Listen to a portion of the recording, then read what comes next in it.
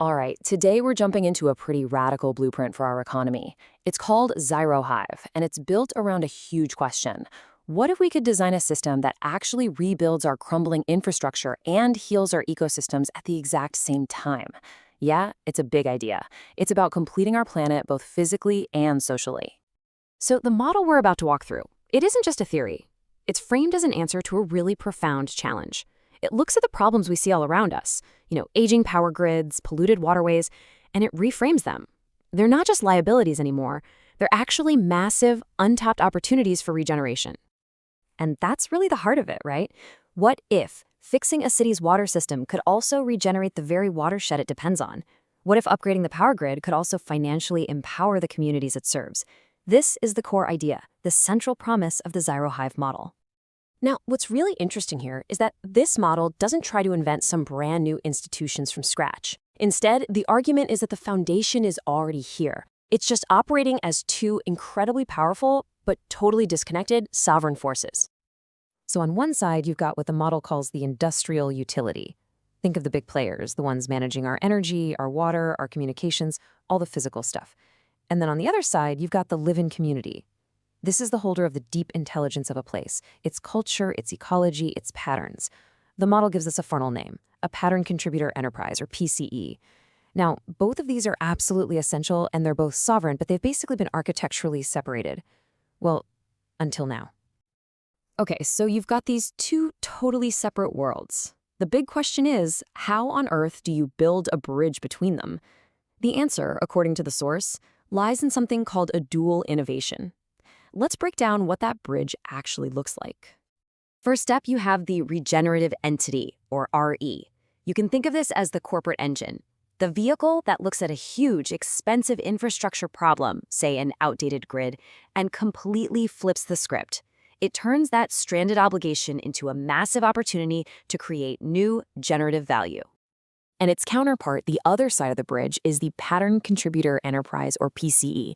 Now, this is huge. This is the structure that finally gives formal corporate recognition to the wisdom that's held by communities and by ecosystems. So imagine a local community's generations of knowledge about a river's flood patterns, finally having a formal economic seat at the table when a new dam is being planned. That's the kind of power we're talking about with the PCE. And this right here, this is absolutely crucial to understand. It is not a hierarchy. It's not a top-down thing. It's a symbiotic loop, a recursive relationship. The RE needs the deep wisdom from the PCE to make smart investments, and the PCE needs the capital from the RE to actually fund its stewardship. They literally make each other more powerful. All right, but you're probably thinking, whenever you bring that much capital and a local community together, how do you keep the powerful side from just taking over? How do you make sure one doesn't exploit the other? Well, the model has a very specific architecture of trust designed to solve exactly that problem. The system builds in two neutral guardians right into its DNA. The PCC is kind of like the neutral referee for the money, making sure that value gets distributed fairly based on rules everyone agrees on. And the social helix acts as a kind of constitutional backstop, a guarantee that the system doesn't slip back into old-school extractive ways of doing business. And here's the secret sauce, the thing that really makes it all work. These guardians aren't some outside committee just looking in.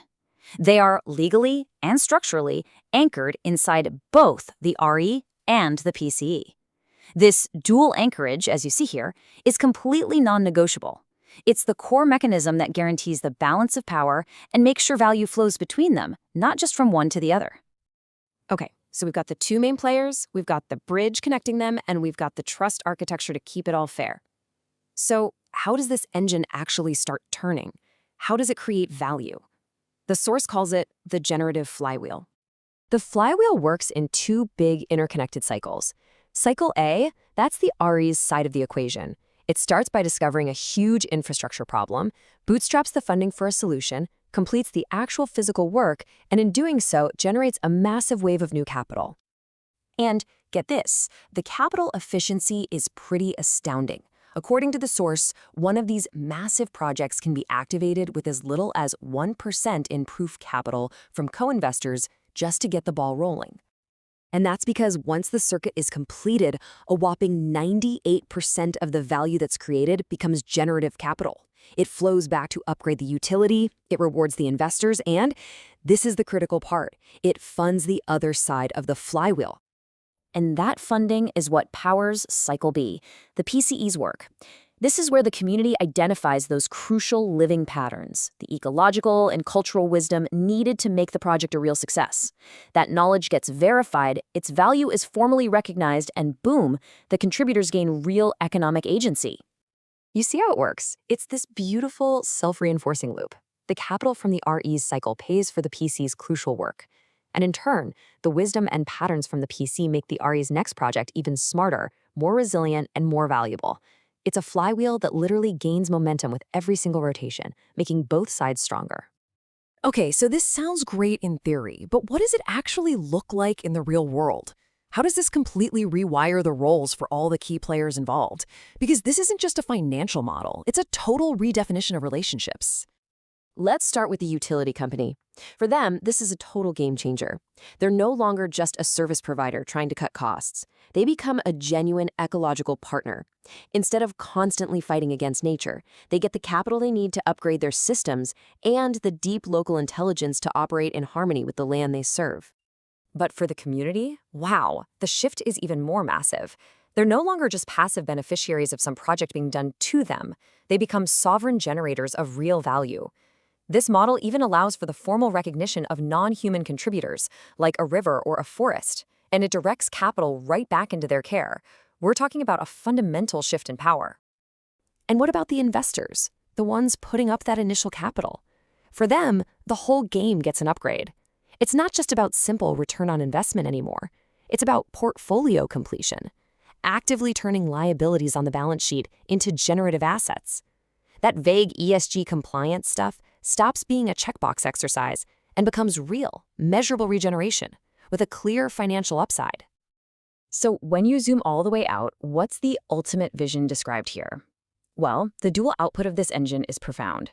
It's a world with resilient, regenerative infrastructure and a society where both human and, yes, even non-human intelligence are finally recognized as sovereign economic contributors. You know, there's a line in the source material that just hits the nail on the head and captures the entire spirit of this thing. This is not a partnership where one leads and the other follows. This is a symbiosis where both become more than they could be alone. And that really brings us to the final provocative thought from this model. The pieces, it argues, are already here. The industrial capacity on one side and the living intelligence on the other. An architecture to connect them now exists. So the only real question left is, are we ready to answer the call?